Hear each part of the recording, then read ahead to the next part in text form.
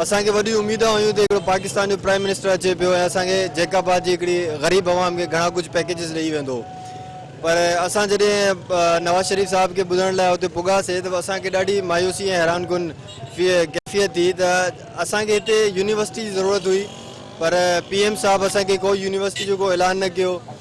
हिकिड़ो हुननि सुठो क़दम खयो त असांखे हेल्थ कार्ड जो हिकिड़ो ऐलान कयो, पर अलाह करे उहो हेल्थ कार्ड भी आम माण्हू जी पहुंच में अचे, आम माण्हू खे मिले भी सही। पानी जो तव्हां मसलो ॾिसो, वॾो मेन पानी जो असां वटि हेपेटाइटिस मोस्ट कॉमन आहे हिकिड़ी। ॿियो वॾी ॻाल्हि आहे त असां लोड शेडिंग जो एॾो प्रॉब्लम आहे, सभु को मां सम्झां थो असांजे सिंध जे हिसाब सां गरम तरीन जैकाबाद एरियो आहे। अगरि उनजे लाइ ट्रांसफार्म अनाउंसमेंट थिया त इहा बि असांजे लाइ वॾी ख़ुशी जी ॻाल्हि आहे। रोड रस्ता ते असां चवंदा ख़ुशहाली थिए ऐं इनखां अलावा लेडीज़ वेकेशन जे लाइ जेको अनाउंसमेंट कया त असां सेंटर्स हिते कंदासीं त इहो बि असांखे सुठो फ़ाइदो ॾींदो आहे। अस्पतालनि जे लाइ बि असां वेल एंड गुड चऊं था। जेके पैकेज ॾेई वियो आहे, जेके मनसूबा जेके असांखे ॾेई वियो आहे, अलाह कंदो इहे कामयाबु थींदा, पर उमेदु नथी लॻे असांखे। असांखे कैंप्स असांखे जेको आहे सो यूनिवर्सिटी ॾिनी वञनि, असां में उहे इदारा क़ाइमु कया वञनि जेके हिते सख़्तु ज़रूरत आहे। ऐलान तो बिल्कुलु मुनासिबु आहिनि, पर अमल जे लाइ त असां नथा चई सघूं अलाए सखणा दिलासा आहिनि या हिन ते अमल थींदो। अॻे बि काफ़ी ऐलान अहिड़ा थी चुका आहिनि जिन ते अमल दरामद न थियो आहे।